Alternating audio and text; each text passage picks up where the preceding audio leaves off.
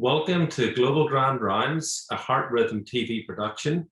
My name is Dr. Ben Glover, and today it gives me a great pleasure to introduce Dr. Jaswal. Dr. Jaswal is Director of Cardiology at Fortis Health Centre in New Delhi, India. Welcome, Dr. Jaswal. Thank you so much, Dr. Ben. Dr. Jaswal, you've got extensive experience in cardiac electrophysiology. Could you highlight the training program in India and how you progressed through from medical school through your training to become a cardiac electrophysiologist?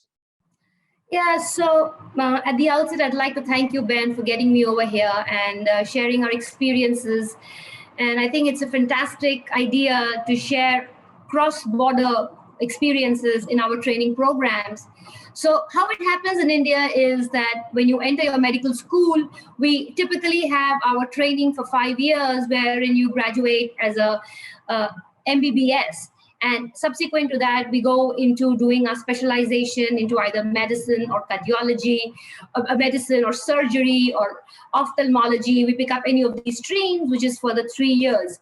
After you become an internist, that is, you finished your MD medicine, it's then that you pick up your super specialization. Supposing like in a cardiology, you pick up cardiology and very rigorous examinations to enter the course, and then it's a further 3-year program. So by the time you've become a cardiologist, you've spent roughly around 11 years when you finally are having a degree as a cardiologist.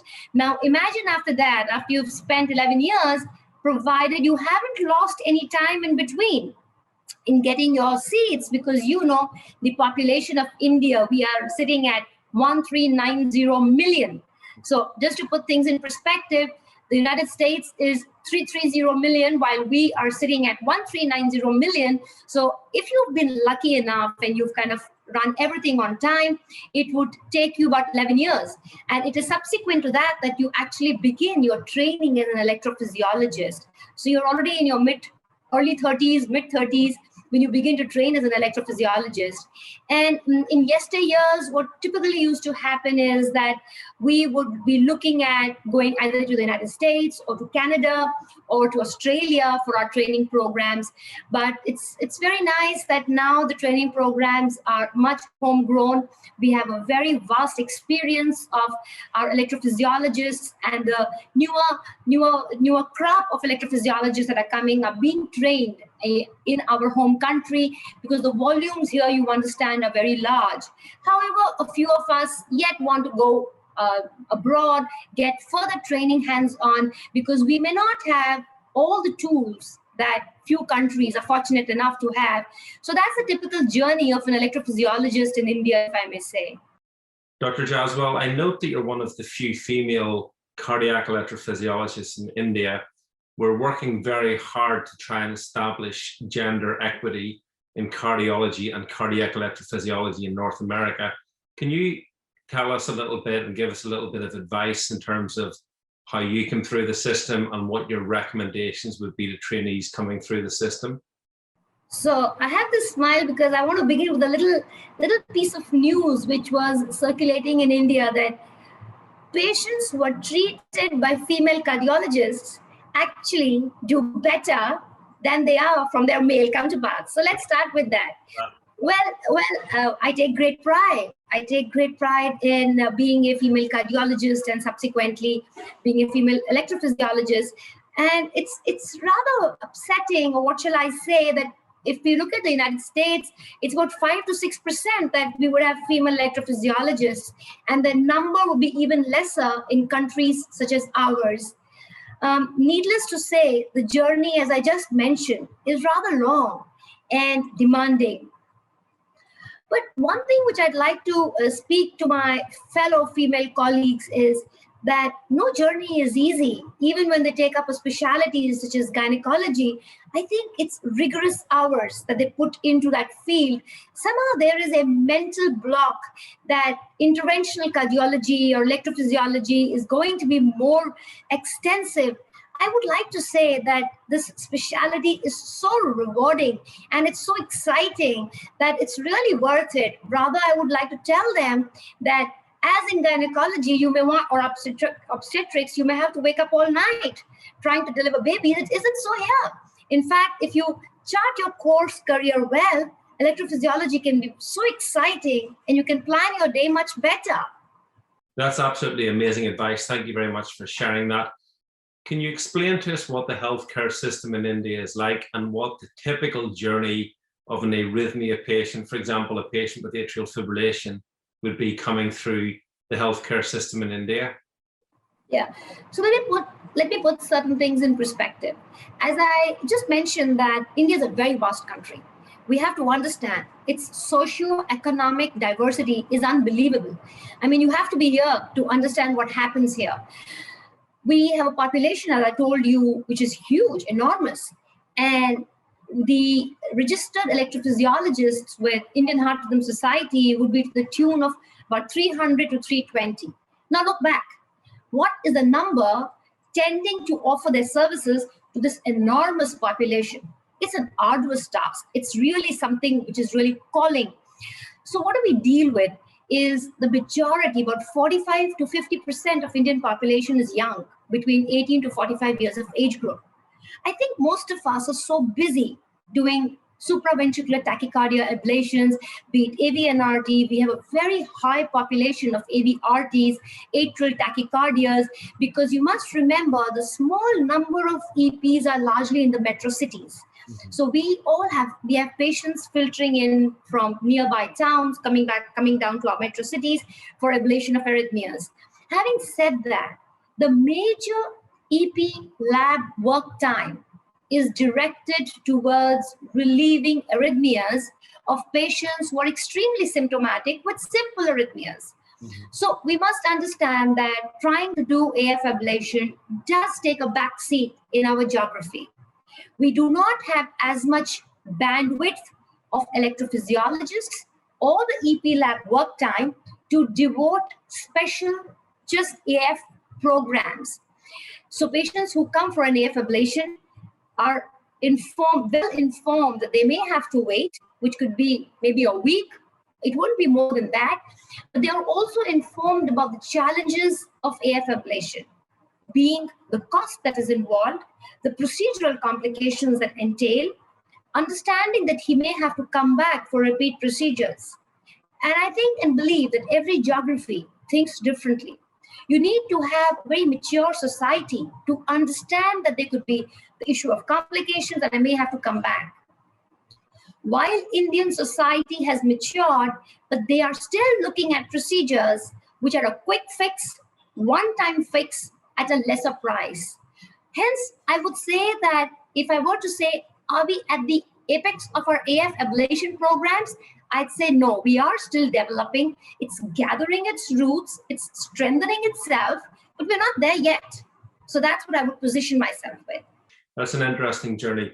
So in terms of the cardiac electrophysiology laboratory, can you tell me what facilities you have? For example, do you use 3D electroanatomic mapping systems? Do you have intracardiac echo?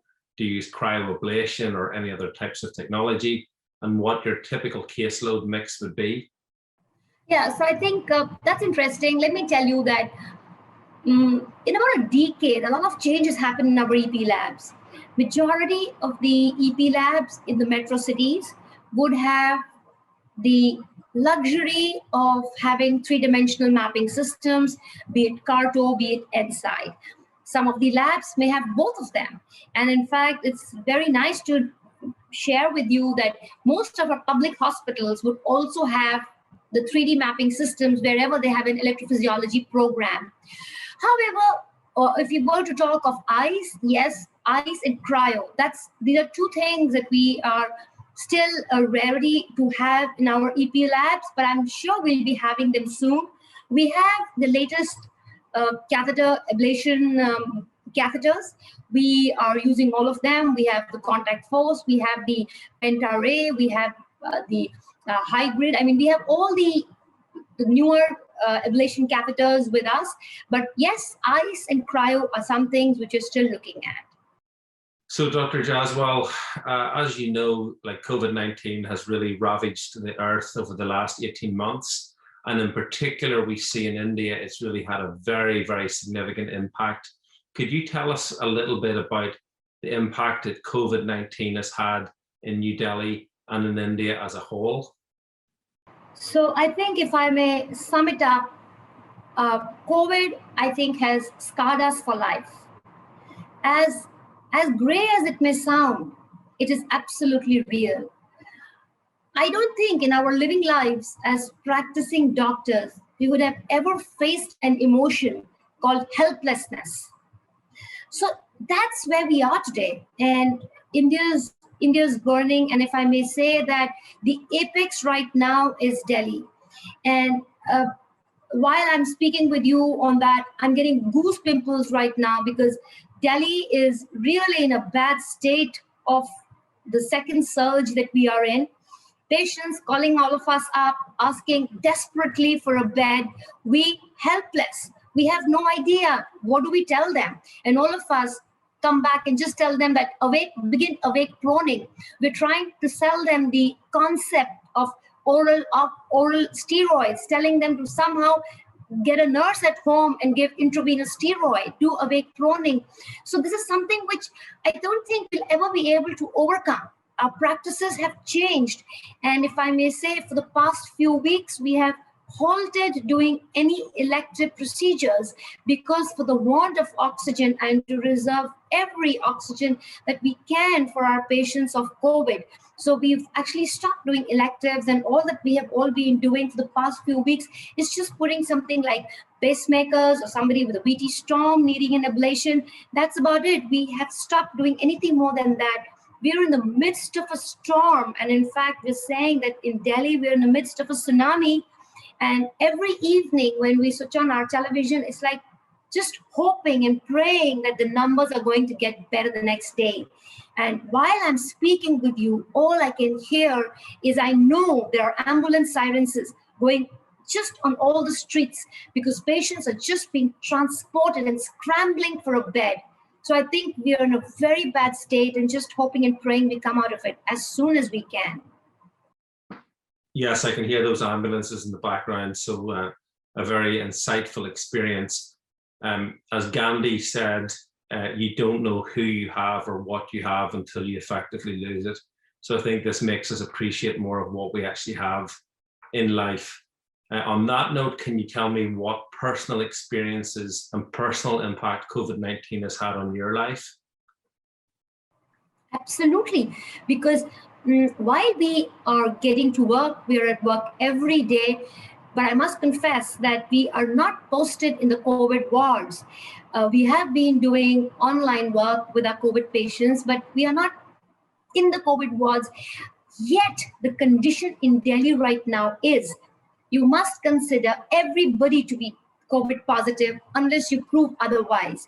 So it's like we are seeing our OPDs at work. So it's the fear is there and it's immense. But I think one good thing that has happened and the strategy that was at the very outset all over the world was to vaccinate the healthcare workers. Now that's, if we look at what happened in the first wave and compared to the second wave, the medical professionals are certainly behaving better. They have better COVID appropriate behavior. That's certain. Also, we are seeing that even if medical healthcare workers are contracting the disease, they're faring much better because those of us who've been vaccinated, I think, are safer. And that's what's giving us the strength to be there, to get out to work, relieve our patients from whatever best we can. Thank you for that personal answer.